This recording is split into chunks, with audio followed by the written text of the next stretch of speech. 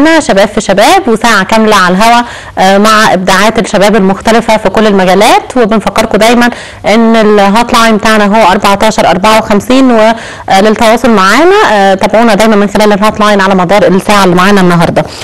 فقرتنا الثانية هتكون مع زميل احمد عادل، وهتكون فقرة فنية هينورنا فيها الممثل شريف رواش. هنتكلم معاه عن اعماله. هو شارك في مسلسلات كتيرة جدا، منها سجن النساء، تفاحة آدم، مسلسل ابن حلال، مسلسل خطوات الشيطان، البيوت أسرار، وفيلم علامة استفهام.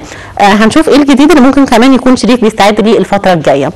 الفقرة الأولى اللي هتكون معايا هتكون فقرة مختلفة. ضيوفي يعتبروا بقى من زمايلنا، لأن هم بيقدموا برامج خاصة جدا من خلال راديو الإنترنت، والراديو بتاعهم اسمه رسالة.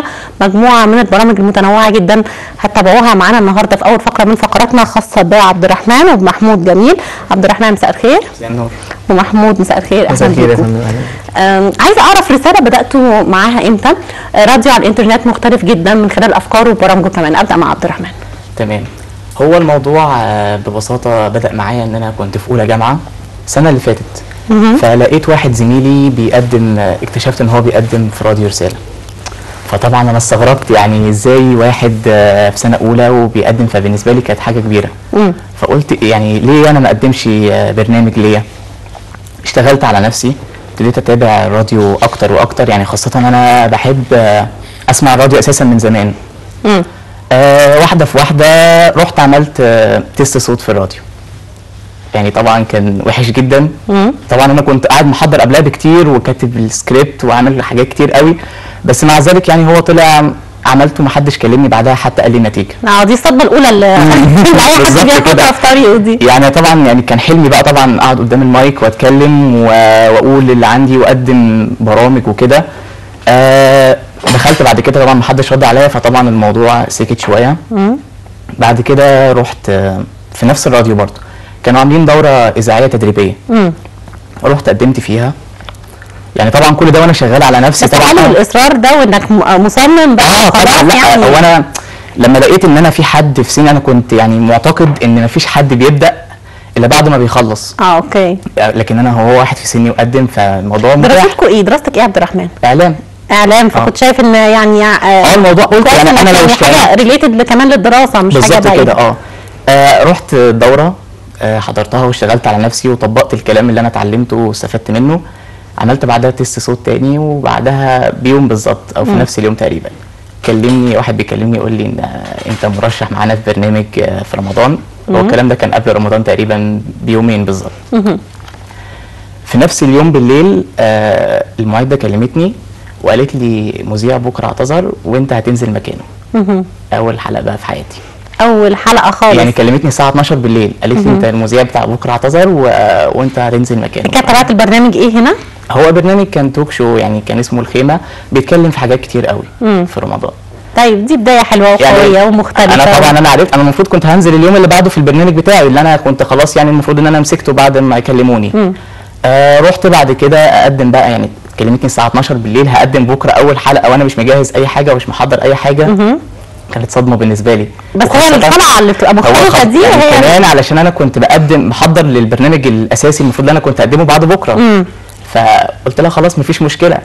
قعدت بقى احضر، انا كنت يعني مش عارف بقى هعمل ايه. طيب واول مره هوا وكده قدمت الحلقه الاولى وكانت من اسوأ الحلقات اللي قدمتها في حياتي.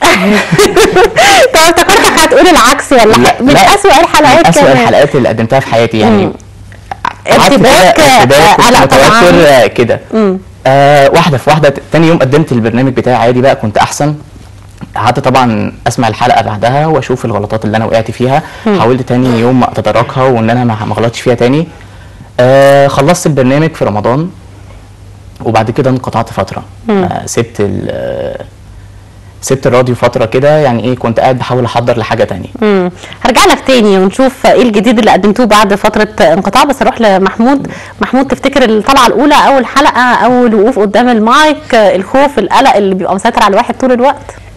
هو بص، اول حلقه انا كانت بالنسبه لي في شهر رمضان، كان في برنامج الخيمه. هو كان برنامج توك شو، كان كل يوم ليه مذيعين مختلفين. فانا كنت بطلع البرنامج، كان اول حلقه ليا فعلا، وكنت اول هوا. فطبعا بيبقى يعني في نسبه من القلق كده، خوف شويه. كام واحد بيقدم برنامج؟ 2 مذيعين؟ 2 مذيعين، مذيع ومذيعه. فطبعا اول حلقه بالنسبه لي كان فيها اخطاء كتير يعني، كان باين شويه عليا الارتباك والخوف، تمام. بس الحمد لله يعني اتعلمت منها. كنت كل حلقه بتعلم من السلبيات اللي فيها، وكنت بصلح السلبيات دي في الحلقات اللي بعدها يعني. محمود، بنتابع على الانترنت اكتر من اذاعه فاتحه وموجوده وبتقدم برامج مختلفه قوي. بتشوف رساله مختلفه في ايه، وايه المضمون او ايه الشكل اللي ممكن يكون قدمك انت وكل الناس اللي شغاله في القناه بشكل يشد جدا المستمع؟ رساله كل اللي فيها متطوعين، تمام. فعندهم اصرار ان هم يوصلوا العمل الخيري اللي احنا بنعمله في الجمعيه، ان احنا نوصله للناس بشكل اذاعي. حتى احنا شعارنا هتشوف الخير بودانك، فكانت ناس بتعلق كتير على الشعار، يعني ايه تشوف الخير بودانك؟ ان احنا الخير اللي احنا اللي بتعمله جمعيه رساله والمتطوعين في جمعيه رساله هنوصله لك عن طريق ان انت تسمعه. فرساله فيها الحمد لله كفاءات كتير، فيها ناس مخلصة كتير وبتشتغل علشان تطلع الشغل صح ومظبوط. رسالة اللي بيميزها يعني فيها إدارات كتير، فيها ناس ما شاء الله، يعني في ناس اشتغلوا قبل كده في إذاعات بره وقنوات بره، وفي ناس ما اشتغلتش بس بتشتغل على نفسها وبتقوي نفسها. فاللي بيميز كمان الرسالة إن هي يمكن أول جمعية خيرية عندها إذاعة إنترنت، وبتحاول تساعد في تنمية الشباب وان هم يوصلوا الخير للشباب كلهم. برضو دراستك اعلام؟ اعلام جامعة الازهر. اوكي. ارجع مرة تانية لعبد الرحمن، فترة يعني انقطاع كده قعدت فيها شوية ورجعت تاني. هو انا انقطعت عن راديو رسالة، وكنت طبعا شغال على نفسي في الفترة دي. نزلت طبعا بعض الحلقات في الراديو، يعني مثلا الفقرات المفتوحة في العيد وحاجات زي كده، مثلا في شام النسيم. قدمت في راديوهات تانية زي راديو اهتم وراديو وسط البلد، بعض الحلقات برضو فيها. بس انا طبعا لان راديو رسالة حاجات كتير بتميزه، طبعا انتمائي الاول ليه، فرجعت تاني. كنت عايز ارجع بحاجة قوية، رجعت بفكرة في المترو، برنامج في المترو. في المترو؟ ايه بقى فكرته؟ كنت بتعمل فيه ايه بالظبط؟ هو انا بقدمه انا ومحمود. اوكي. ده اول حاجه مشتركه بينك انت ومحمود؟ يعني انا ومحمود من اول ما طلعنا واحنا بنعمل كل حاجه مع بعض. طب كويس قوي. في المترو بقى كانت فكرته ايه، ومدته كمان كمده اذاعه مده زمنيه قد ايه؟ هي مدته ساعه، كان في السيزون الاول، احنا دلوقتي في السيزون الثاني اسمه في المترو بره وجوه. طب كلموني عن كواليسه اكتر. يعني هو فكره في المترو باختصار فكره برنامج واقعي اجتماعي. بنناقش مشاكل المترو وبنحاول ان احنا نجيب حلول فعليه للمشاكل دي.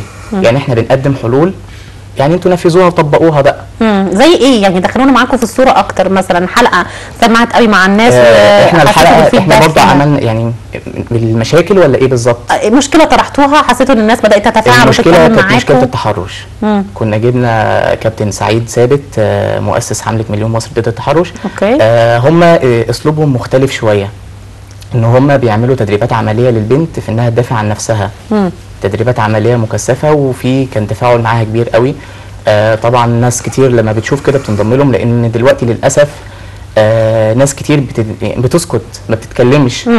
لما بتشوف حاجه زي كده في الشارع ما فيش ولا اي رد فعل منه، فطبعا ده حاجه يعني مؤسفه جدا. فهو بقى بيشجعوا بقى البنات انها تدافع، البنت انها تدافع عن نفسها بقى، ولا تستنى حد من اكتر طبعا برضو الحلقات المميزه. جبنا عامله يوم عيد الام، جبنا عامله نظافه الحاجه صبريه في محطه مترو العتبه. كانت ضيفه معانا وكرمناها في اليوم ده، يعني على كميه السعاده اللي هي فيها رغم انها كده، واتكلمنا معاها وكده ورحبت قوي. كانت هي بطله اليوم. هي يعني دي من ضمن الحلقات المميزه جدا. محمود كمان احنا في فقره برضو في البرنامج في المترو عاملينها اسمها حكاوي المترو. بننزل للناس في المترو ونسجل معاهم عن موضوع الحلقه اللي احنا هنعمله. يعني سجلنا مع ناس كتير عن موضوع السرقه، عن موضوع التحرش، عن موضوع الباعة الجائلين. فبنحب نسمع صوت الناس، عايزين نوصل بقى المترو حياه مختلفه. المترو حياه ناس كتير جدا، احنا حوالي 3 مليون بيركبوا المترو كل يوم. فبنسمع صوتهم وبنحاول نوصله بقى للناس.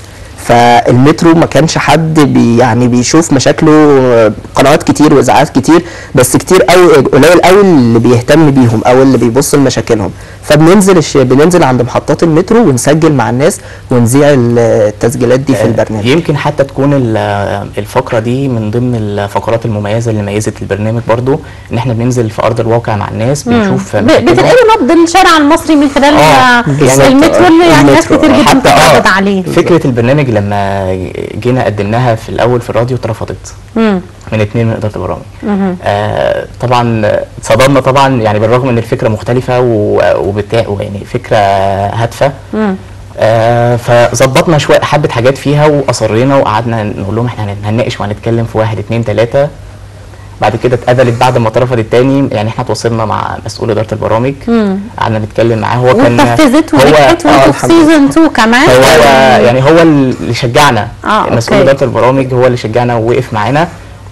احنا ناقشنا الفكره مع اعضاء اداره البرامج. اكيد حلو ان الواحد يكون عنده هدف وفكره برنامج وعايز يطلعها على النور ويقدمها للناس. السيزون الاول احنا كنا 12 حلقه قدمناهم الحمد لله. البرنامج حصل على المركز الاول في نسبه الاستماع على الويب سايت. وتكرمنا على حصول البرنامج على المركز الاول، يعني برافو عليكم. بتشوفوا ان مقدم البرامج الاذاعيه لازم يكون عنده مهارات مختلفه واضافيه كمان عن مقدم البرامج التلفزيونيه؟ يعني مذيع التلفزيون دايما اتعلمنا كده ان الصوره كمان بتاخدنا كتير والعين بتاخدنا كتير، ولكن في الاذاعه انت بتعتمد على صوتك وثقافتك بنسبه 100%. هو احنا مارسنا الاذاعه، لسه اتنقلنا للتلفزيون من اسبوع بس، يعني قدمنا حلقه جديده على قناه الصحه والجمال. فلا الراديو راحه بصراحه. طلع في حاجات كتير قوي كنت مرتاحين منها. الراديو راحه بصراحه. هو الراديو بصراحه يعني هي بنحس احنا بمتعه واحنا داخلين بنعمل الحلقه بتاعتنا، واحنا بنتكلم مع الناس واحنا بنتواصل مع الناس. شفتوا الاختلافات ازاي فعلا؟ يعني ايه النقط اللي ممكن تتكلموا فيها اختلاف كبير بين ده وبين ده، بين الراديو وبين التلفزيون؟ هو الراديو بيعتمد ان احنا بنتكلم بندردش مع بعض ببساطه اكتر. بناخد راحتنا مع الناس، بنتكلم بنناقش حاجات كتير، بنتكلم براحتنا. طبعا احنا قاعدين في الراديو مفيش حد شايفنا فبنقول اللي احنا عايزينه ونقول كده، لكن واحنا قاعدين في التلفزيون كانت اول حلقه ليا انا محمود كانت الاسبوع اللي فات. برضو برنامج مشترك ليكوا؟ لا انا برنامج منفصل هو منفصل. اوكي. يعني طبعا كنا مرتبكين، بس الحلقه يعني اخطائها اقل عن اخطاء اول حلقه لينا في الراديو. اكسبيرينس بقى موجوده اكيد، والخبره بقت اكتر كتير. بس كنا متوترين بس يعني قليل مش كتير. هو اللي ساعدنا كمان في كده في موضوع التلفزيون الكورسات اللي احنا كنا بنحضرها وكان بيبقى فيها تدريب عملي، وان احنا رحنا تدريب في ماسبيرو قبل كده وشفنا الدنيا عامله ازاي والكاميرات عامله ازاي. بس هي رهبه المايك ما بتبقاش زي رهبه الكاميرا، يعني أكيد. الكاميرا بيبقى فيها رهبه شويه اكيد. بس كمان انت في الراديو بيبقى الصوت هو اهم حاجه، لكن في التلفزيون انت طبعا المظهر وبيبقى البادي لانجوج بتاعك عامل ازاي. بس لكن في الراديو بيبقى اهم حاجه الصوت، وصوتك طالع ازاي، مخارج حروفك ازاي. صحيح. بس ده اهم اللي بيميز الراديو على التلفزيون. يعني محمود، طبيعه برنامجك في التلفزيون هتكون ايه؟ هيكون برنامج اجتماعي سياسي ثقافي؟ لا هو حاليا في قناه الصحه والجمال برنامج طبي. بنناقش موضوعات طبيه في كل حلقه. هننزل برامج جديده ان شاء الله في رمضان، يعني لسه ما اعلنش عنها يعني ان شاء الله. هو احنا حاليا يعني تحت التمرين في القناه بننزل 2 3 قبل رمضان، بحيث ان احنا يعني تستعدوا اكيد لشغل رمضان. احنا معانا كمان صور ليكوا يا جماعه، عايزين تكون معانا على الهواء حالا ونسمع كمان تعليقاتكم عليها عشان كل الساده المشاهدين يكونوا معانا في الصوره بشكل اكبر. واي برنامج الواحد بيقدمه بيكون فيه حاجه من كانت صوره مع ابله فضيله كان ندوه عاملينها تبع راديو رساله وهي كانت موجوده في الندوه يعني. من اكتر الشخصيات اللي يعني كان ليا حظ ان انا اعمل انترفيو مميز جدا، من احلى الحاجات اللي عملتها يمكن في حياتي مع ابله فضيله. تحس ان انت حتى مستخسر تتكلم من كتر ما هي موجوده ونفسك انها تكون. ده كان اول يوم بالنسبه لي اعمل فيه حوارات مع الساده الضيوف اللي كانوا موجودين. طيب واول مره امسك فيها المايك يعني. دي كانت حلقتك انت يا محمود؟ ده كان تسجيلي. هيكون معانا باقي الصور على طول علشان برضو نعلق عليها كلها من خلال وجودكم معانا. ايه فكره البرنامج اللي لسه يا عبد الرحمن نفسك تقدمه قوي ولسه برضو ما قدمتوش للناس؟ هو انا اهتمامي دلوقتي بالبرامج الاجتماعيه. يعني انا عايز اعمل حاجه افيد بيها الناس، مش عايز اقدم برنامج كده وخلاص. لا انا بحاول اشوف اكيد اي برنامج وراه رساله لازم الرساله بتاعته هتخرج ايه بالظبط، الناس هتستفيد ايه ده بالظبط. يعني انا بمشي ورا البرامج الاجتماعيه. برنامج في المترو اللي عجبني فيه ان احنا يعني عايشين مع الناس، تفاعل الناس موجود. بالظبط كده. يعني حتى احنا طورنا الفكره، حتى في السيزون الثاني اتكلمنا بقى إيه في المترو بره وجوه. اي حد بيسمع اسم البرنامج هيفتكر ان احنا هنتكلم عن المترو بره مصر على مستوى العالم. لا، هو احنا الفكره اتطورت ان احنا كل حلقه بجانب اللي جوه المترو اللي احنا بنتكلم فيه اخبار المترو والمشاكل وكده، كل حلقه بنتكلم عن بلد بكل حاجه فيها على المستوى الثقافي والفكري والاقتصادي والاجتماعي والعادات والتقاليد وكل حاجه. طبعا يعني احنا لما بنتكلم كده يعني هندي للناس معلومات، فبالتالي ان هو برضه هيستفيد، هيخرج ان هو عنده حصيله معلومات عن بلاد العالم كلها، فدي برضه حاجه مفيده. اكيد. محمود، فكره برنامج بتحلم انك تقدمه وتكون انت قادر تقدم حاجه جديده مفيده لكل الناس؟ انا نفسي اقدم فكره شبابيه تجمع الشباب كلهم واقدر افيد بيها الشباب بوجه عام. فانا بحب ان انا اخاطب الشباب، يعني بحب ان انا اتكلم كده مع الشباب. لذلك انا بحب برامج او التوك شو اللي هي بتبقى منوعات بقى، نقدر كل حلقه نتكلم على حاجه مختلفه وبالذات فيما يخص الشباب. صورة. يعني عايزين تعليقكم عليها. دي صوره ليا في برنامج الخيمه، كان اول برنامج اقدمه في راديو دي رسالة. بقى لها حوالي سنه بقى الصوره كده. من سنه تقريبا بالظبط، كان في شهر رمضان اللي فات. فكان اول برنامج ليا في راديو رساله. كان بيقدمه معايا المذيعه جهاد علي. فده كان اول فكره ليا يعني في البرنامج.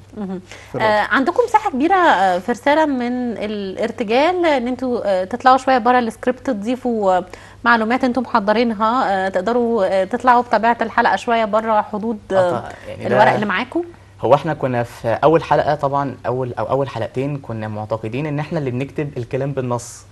يعني مفيش ارتجال، احنا بنكتب الكلام بالنص اللي احنا بنتكلمه. فطبعا يعني بعد حلقتين اللي احنا بنعمله ده احنا كنا بنقعد وقت كتير جدا يعني ما وبتتعب نفسك بقى وكده. احنا هنكتب عناصر وهنتكلم في الموضوع ده. اكيد هو ده الطبيعي. لا، احنا كان في اعتقادنا ان احنا بنكتب كل حرف. يا خبر. في اول حلقتين دول خدوا تحضير. احنا كمان في السيزون الاول احنا كنا المذيعين والمعدين في نفس الوقت، يعني احنا اللي بنعد البرنامج بتاعنا. دلوقتي انتوا الموضوع مختلف، معاكم فريق اعداد. معانا فريق اعداد بصراحه ما شاء الله، يعني ربنا يكرمهم. شايل علينا كتير. اكيد المسؤوليه بتخف كتير. ففريق اعداد كويس والحمد لله بيساعدنا كتير، خاصه ان احنا في ايام امتحانات اليومين دول، فيعني فريق الاعداد شغال كويس معانا. كمان يعني بتشوفوا ان البرامج اللي بيكون فيها هديه وبتكون مميزه اكتر، ولا ان الواحد يقدم برنامج لوحده؟ طبعا لما رحتوا التلفزيون بقى كل واحد ليه برنامج مستقل. يعني من جواك شايف ايه اكتر؟ انهي احسن؟ فكره المشاركه واحنا بنتكلم مع بعض وبناخد كيو واديك كيو، يبقى في طبيعه كده ان احنا ممكن نكمل بعض احسن، ولا تقدم فكره من اولها لاخرها وتكون انت مسؤول عنها افضل؟ والله هي بتختلف على حسب الفكره اللي بتقدمها. ممكن الفكره ما ينفعش يقدمها غير شخص واحد، وممكن الفكره يقدمها ممكن 2 مع بعض. بس انا بحب ان يكون في دويتو كده، ويكون في 2 مع بعض ويقدموا مع بعض، لان زي ما بتقول حضرتك يعني بيتفاعلوا مع بعض في الحلقه، بيحاولوا يخلوا برضو الحلقه جوها كويس، مش بتبقى كده واخده الحلقه جد على طول، لا بيبقى فيه هزار شويه كده. فالافضل يعني انا بفضل ان هم يكونوا 2 يعني في اي برنامج. هو اي برنامج ممكن نقدر نخليه دويتو ما بين 2. احنا اللي بنحط الفكره واحنا اللي بنظبط الطريقه هتبقى عامله ازاي. انا بحب العمل الجماعي جدا، يعني انا لما جيت كلمت محمود في البرنامج في الاول طبعا قعدنا اتدربنا كتير مع بعض. صورة بتجمع ما بينكم بقى، وده واضح ان شهادة تقدير وتكريم اهو. كمان ده كان كورس اعداد مذيع محترف بفريق حياتنا فكرتنا. وكان موجود فيه الاستاذ احمد يونس، وكان طبعا قايمه عليه المدربه دعاء رشاد. كان كورس جميل، خدنا اسبوع من احلى الاسابيع بصراحه اللي الواحد قضاها. كل الحاجات دي اكيد بتضيف كتير جدا جدا. يعني الكورس ده بالذات يعني استفدنا منه كتير جدا يعني. كل مره يعني بناخد معلومات جديده ما كناش نعرفها. بنحاول ان احنا الكلام اللي احنا درسناه ده بقى وخدناه نضيفه للعمل اللي احنا بنمارسه. اكيد وخاصه ان انا ومحمود برضو يعني الجانب العملي بره ليه الاولويه عن النظر اللي احنا بناخده. عايز اعرف من محمود شخصيه بتحلم انك تعمل معاها انترفيو، شخصيه مؤثره جدا مهمه جدا من وجهه نظرك، ممكن تكون شخصيه اجتماعيه، ممكن تكون شخصيه من اهل الفن، سياسيه، مين ممكن يكون حد بالنسبه لك مهم انك تعمل معاه انترفيو؟ الموضوع صعب شويه، بس اكيد في بالك اسماء معينه. ممكن اسيبك كده ثانيه واروح لعبد الرحمن تكون فكرت. او في ناس كتير بصراحه يعني. مين لازم تطلع منه كلام وبتشوف ان هو وجوده معاك في اي بروجرام هيكون اضافه لكل الناس؟ احمد يونس. انا كنت هجاوب نفس الاجابه. مش معقوله حتى يعني حتى الاجابه بقت مشتركه بينكم. طيب مين ممكن تكون حد بقى يعني شخصيه نسائيه، مش لازم يكون، مش عايزين تتحيزوا قوي. لا، شخصيه نسائيه يعني حلقه مثلا عيد الام كانت بالنسبه لكم الحلقات المختلفه اللي عبد الرحمن بيقول كانت البطله فيها مش حد معروف خالص، ولكن هو انا دايما بفضل بفضل ان انا انزل واسجل واتكلم مع الناس اللي محدش سامعهم. يعني ناس في الشارع هم ابطال اليوم كله. يعني انا كنت مبسوط جدا جدا بالحلقه اللي كانت معانا الحاجه صابرين عامله النظافه في المترو. فانا بحس لما يعني قبل كمان في كواليس الحلقه دي كنت بروح بسجل في المترو، فوقفت مع عامل نظافه موجود في المترو. قعدنا نتكلم انا وهو كتير، وقعد بقى يحكي لي على مشاكل، وقعد يحكي لي على اللي هم بيشتكوا منه والمشاكل الموجوده في الشغل عندهم. فانا دايما بحب الراجل الغلبان ده اللي محدش بيسمعه، اللي هو نفسه يوصل صوته. يعني انا بحب ان انا اسجل مع شخصيه زي كده، لان هم بيبقى عندهم مشاكل كتير، عندهم حاجات كتير. مجرد ما بنقف ونتكلم معاه عن موضوع معين بيتكلم بقى في كل حاجه، يعني عنده قابليه جواه حاجات كتير قوي عايز يعبر عنها، وعايز حد يسمعه ويوصل صوته. فبالتالي بيكون ليه الاولويه. ويعني وبالمناسبه حلقه الحاجه صبريه دي كانت من افضل الحلقات اللي عملناها، وعلى تفاعل الناس معاها. الناس كانت مبسوطه جدا بالحاجه صبريه وفرحانه بانها اتكرمت معانا في البرنامج. ايه الصعوبات يا محمود اللي ممكن تكون بتواجه الشباب بشكل عام والمذيعين كمان بشكل خاص؟ بتشوفها ايه؟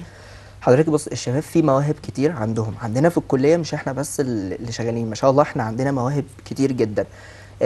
بس بيقابلهم ان هم مثلا مش بيلاقوا فرص بره في قنوات معينه مثلا مش بتفتح ليهم التدريب او كده.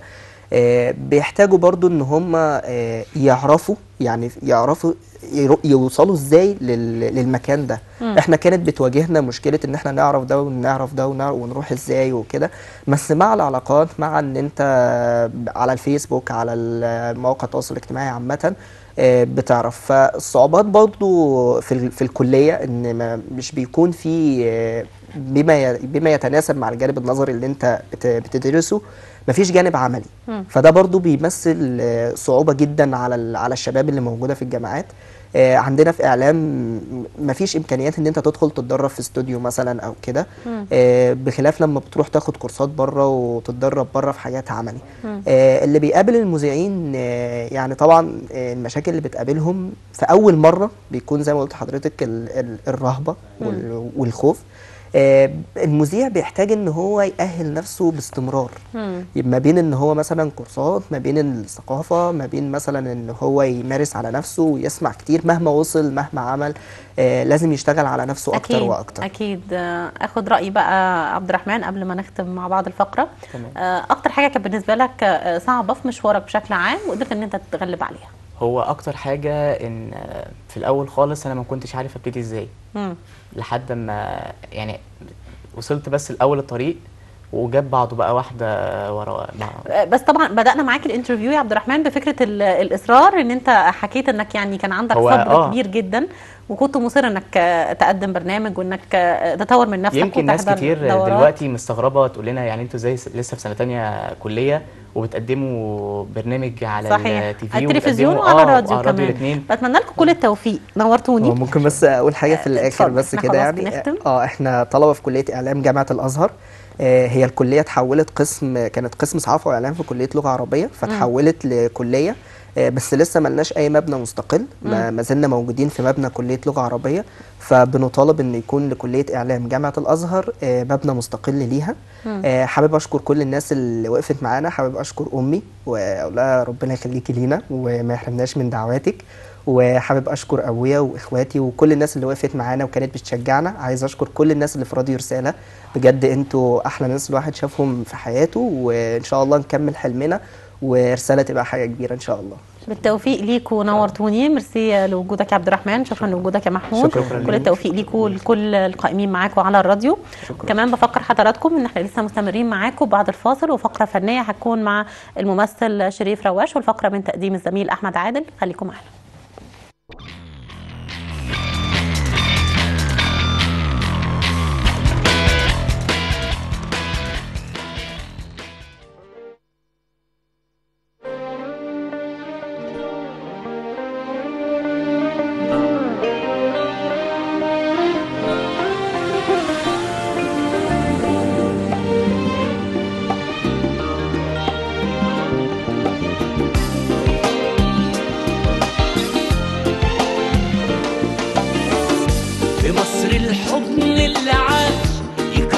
بينا الحدود، مسير الغايب يعود وتلمس ايده بحيطان.